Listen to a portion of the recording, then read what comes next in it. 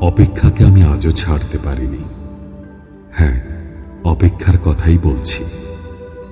ভালোবাসার রক্তিম ধারালো স্নিগ্ধ ছোঁয়ায় হৃদয় থেকে এক এক করে ছেড়ে গেছে সব লোভ, হিংসা, ক্রোধ, অহংকার, স্বার্থপরতা, সবকিছু।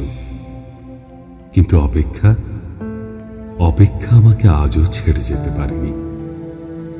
আমি ভালোবাসার জন্য সব কিছু ছেড়েছি, শুধু অপেক্ষা ছাড়া। অপেক্ষাকে আমি আজও হৃদয়ের গহীনতম অংশে অবরুদ্ধ করে বেঁচে আছি। অনেকেই বলে অপেক্ষা হচ্ছে শুদ্ধতম ভালোবাসার প্রকাশ। ভালোবাসতে সবাই পারে, কিন্তু সবাই প্রিয়তমার জন্য অপেক্ষা করতে পারে না। আসলেই কি তাই? জানি না তো, হবে হয়তো।